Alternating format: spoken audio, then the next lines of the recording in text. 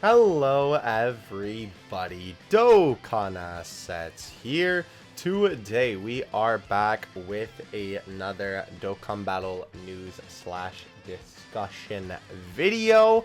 Today we actually have something that I wasn't thinking that we would be getting or planning on covering or nothing like that. Like I said in yesterday's video, which you guys showed a lot of love to, so thank you very much, so appreciate that. We got a little bit of a dev letter here today, which is very, very interesting. And I wanted to give my full complete thoughts about this because obviously there's a lot more to unpack here, as it always seems to be with these Dokkan Battle things on the surface, right? So we're going to talk about it. We're also going to look at some stats as to whether or not you should summon on this banner. I don't usually do those type of videos, but I figured it was worth throwing in here just because I've had a lot of people asking me in the comments of this tweet in particular if they think that it's worth it for you to throw some stones at this banner. I'll give you my answer when we get to that section of the video. And I know that people have basically covered the topic of this information already, but again, I wanted to kind of give my deeper thoughts into why this matters in the grand scheme of things and in the long run, rather than just giving you the news. But let me give you the news first so you at least understand the context if you don't know already. From the Dokkan Battle Global Twitter account, we had a producer letter. Hi guys, check out the message from the Operation Team. This is the Operation Team from the international version of Dragon Ball Z Dokkan Battle. Are you enjoying the 6th anniversary? The top legendary summon is finally on. Have you recruited the new characters? Here's a letter from the producer to give you some information about part 3 of the 6th anniversary celebration. This is a huge document here, so let me open this in a new tab so we can zoom in a little bit here. In part 3, we will hold the Extreme Z battle for Goku and Frieza Final Form Angel. Obviously, this is L or GOFIREZA. There will also be an Extreme Legendary Summon where you can recruit the character. Now, this is mainly what this video is obviously going to be about, and this is an absolutely huge dub for Global, and I will talk about why, again, more so in a moment here, but to give you the long and the short of it of why it matters on the surface, JP did not get this, and Global did. This is the only time that there was ever a unit that had an EZA and there wasn't a banner to summon them on where they were the featured unit. So it is awesome that Global is getting a version of this banner. Goku and Frieza Final Form Angel has a leader skill that powers up the representatives of Universe 7 category characters. A lot of representatives of Universe 7 category characters can be recruited from the ongoing Dual Dokkan Fest and Top Legendary Summon. You can include them on the same team as their aforementioned character to boot. Wait, as the aforementioned character to boot their stats. I've never seen them use such big language before. I feel like a lot of the times whenever they've said something for the global version, the English is a little bit broken. But this is like, ooh. Okay, I'm sweating a little bit reading this, bro. My lord. In addition, the defense of Goku and Frieza Final Form Angel will be greatly increased after Extreme Z Awakening, so the character can perform well even against strong enemies in high difficult events. Obviously, we know what GoFrieza does. We're not going to go over that here today because a million people have been over what they do already. And I don't think I need to tell you. Don't miss out on the summon event if you haven't recruited Goku and Frieza Final Form Angel. And I believe that there is one more little piece here. Yes, the rest of the letter. Furthermore, we have planned even more events for part 3. Here's a brief introduction.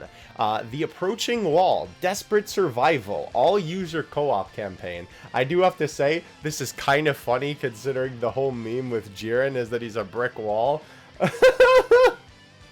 I think that's kind of funny that, like, I know why they did it, because, you know, it's like brick wall in terms of, like, you know, oh, you can't get past him, he's such a formidable fighter, his defense is high, but, like, the meme about Jiren being a brick wall, I think it's just kind of funny that they knew that.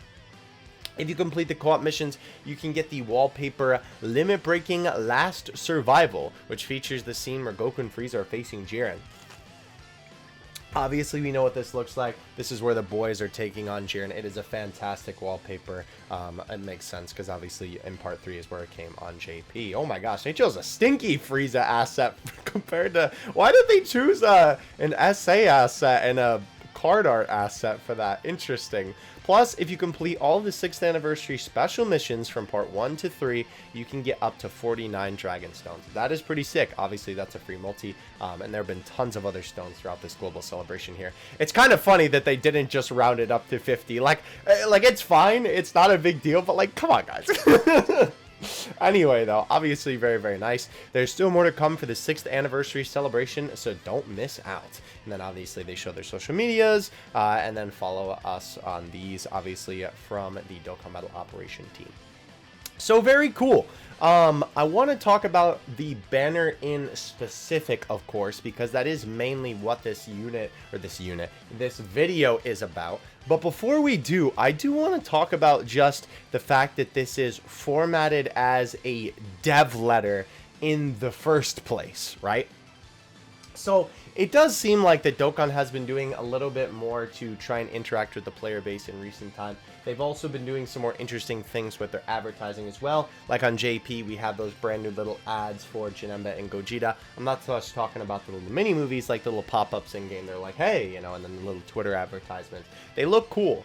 And as well, now we have an actual dev letter from the developers of the game. A lot of other gacha games do this. I know that Pokemon Masters is actually the big one off the top of my head that I can think of that does this. Pokemon Masters does a dev letter literally every month, which is pretty cool, talking about the upcoming things in the game. So if this, excuse me, hydrate or dihydrate, bro, became a weekly thing, or a weekly thing, I'm sorry, a monthly thing, I honestly think that that would be pretty cool. I would 100% be down for that. And I think the more important thing about this being a dev letter is the fact that this opens the door for more things in the future in terms of developer letters, right? Because a lot of the time in gacha games, dev letters are what's coming up for the game. Excuse me, I'm tripping over my words here. But a lot of the time as well, it's also like way far in the future, right? That they also talk about in gacha game dev letters. What I think this is a great stepping stone going forward for them to do a lot more cool stuff with this dev letter format. Because right now, this is pretty basic. And this is a thing that they could have just literally tweeted out the information in separate pieces, right? And it still would have been exciting. But it's the fact that they tweeted it in the format of a dev letter that really makes this impactful for me personally. And I think a lot of other people in the comments section are seeming to agree, right? So hopefully they go forward with this. Hopefully they improve this format as, you know, the game continues to grow and evolve. I hope that they do more than just showing the upcoming events as well. I hope they talk about maybe some plans that they have for the game. It would be cool if they gave some behind the scenes from the developers. You know, if they had specific developers come on and talk in the dev letter, right? I think that would be cool. This is a fantastic stepping stone going forward. I already like what they have here, and they can only go up from here. So I like what I see. It'll be cool to see too if JP does end up deciding to do this as well. I don't know if they will, because obviously, you know, this whole thing with the global Twitter account doing things the way that they are is because Koto, the new producer for Global, has taken over the social media side of things. So that's why all of this new thing, these new things rather, excuse me, are happening the way that they are. So I like it. Koto supremacy. And again, like I talked about in yesterday's video, if you haven't watched it, I think it's really interesting how they decided to handle some of the stuff with the celebration in terms of the Twitter account. And I will probably make a separate video about that once the actual anniversary is over. This will definitely be something that contributes to that video. But the other thing that I wanted to talk about, obviously, is the banner.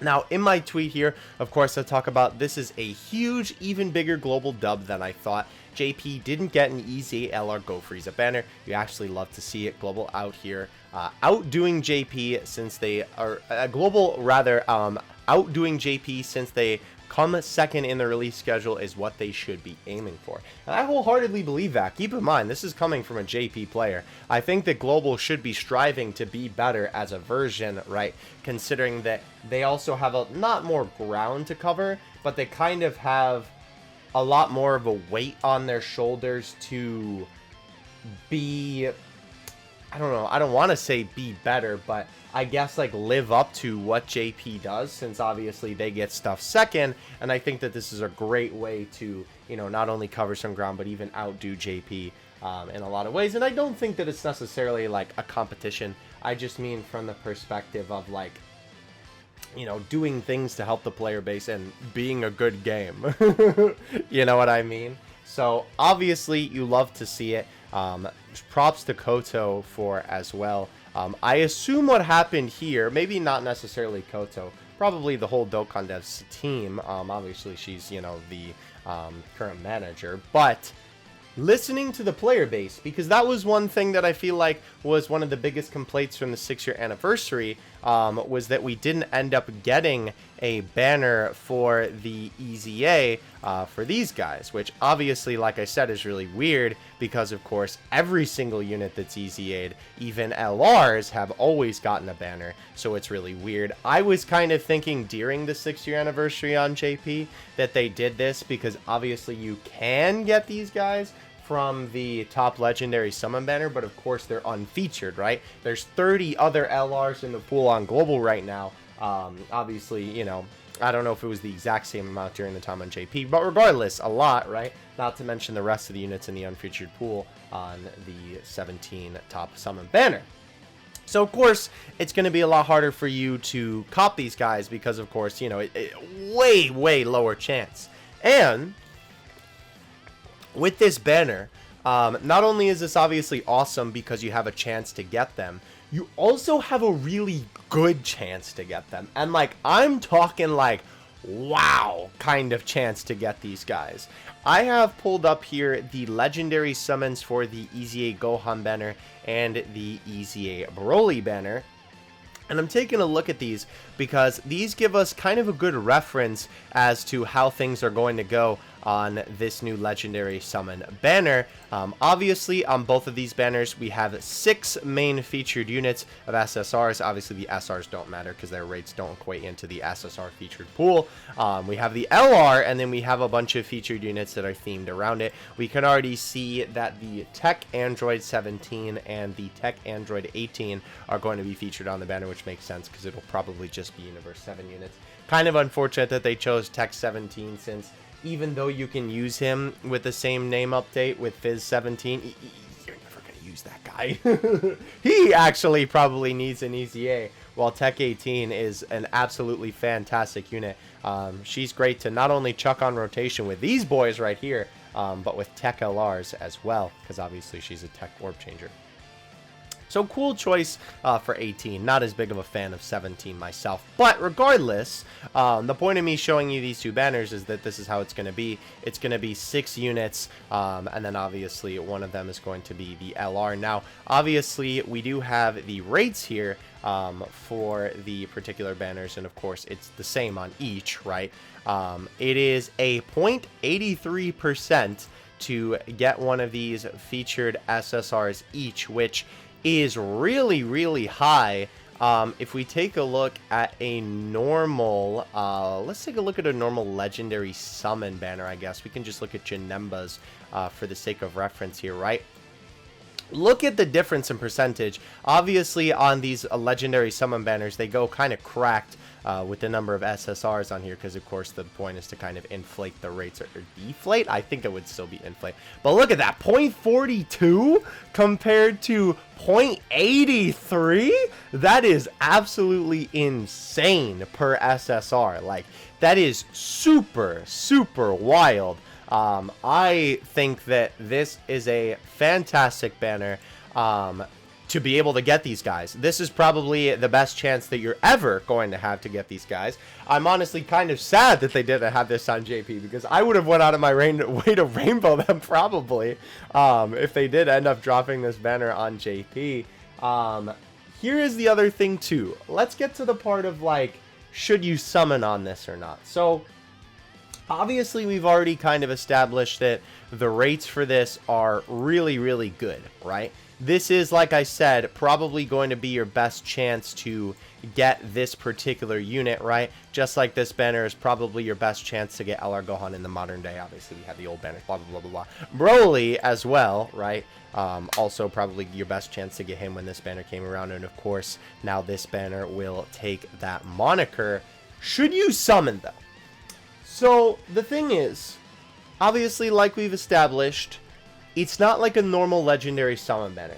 So you already have the solstice of knowing that you're not going to get an absolute, like, disgusting shaft, I suppose. You have a better chance of pulling the unit, is what I'm trying to say, more so than a normal legendary summon banner.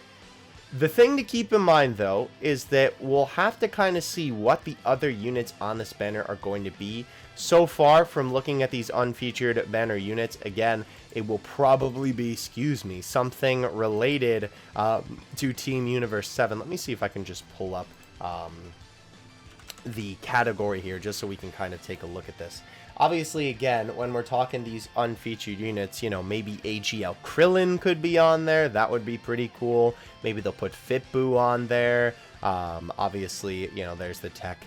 I don't think that they'll put these guys on here, the STR, Golden Frieza and Ultimate Gohan, and the Piccolo and Gohan, just because obviously they're on the current banner right now, right? Maybe they'll also chuck on there. Maybe they'll put Piccolo on there. To be honest, now that I'm looking at this, actually, there isn't a huge, like, unfeatured pool for Universe 7. Maybe they'll even put the Godku on there. It'll be interesting to see what they put. But regardless, most of the unfeatured pool units on this category aren't really that bad anyway. Obviously, some of them are a lot more lacking than others. But like I said, Tech 18 is really good in her own right. Obviously, Fitboo is an amazing unit. AGL Godku is still pretty good as well. Again, not the biggest fan of Tech 17. Krillin is also a fantastic unit if they do end up putting him on there. I think you understand the picture, right? The unfeatured banner units are going to be pretty good, I would say. Now, the other thing I think to keep in mind when deciding if you should summon on this banner or not, though, is what you're currently going for on the anniversary and what's coming up for the game. Obviously, this is a little bit of a harder decision and a little bit harder of a thing for me to recommend if you don't have both MUI Goku and Vegeta yet. Obviously, both of the discounts and, of course, the, you know, get 3 multis, get 1 free, or do 3 multis, rather, get 1 free, I'm sorry, has gone away by now. And of course, now we have the top legendary summon banner as well, where there's tons of LRs to be had from that banner. And like I said, you still can cop these guys from this banner. It's just going to be a lot lower of a chance. As well, besides that, right, we also have on Global, Videl is going to be the next Dokkan Fest. So if you are a fan of the STR Videl unit, obviously you might want to be saving for that. And then, of course, right after that is going to be the worldwide celebration, right? Future casting even farther than that, of course, coming up during Christmas time, we're going to have Gogeta and Janemba. Now we know that going to be either maybe before or after that. We'll have to see what they do with it. But the Super Vegeta Dokkan Fest that was just announced yesterday, all of that is coming up on Global. So realistically, I think it's just prioritizing what you feel that you need for your box, right? What do you feel benefits you the most? And of course, what unit do you want more, right? If you don't really care about Videl and you have all the 7th year anniversary units,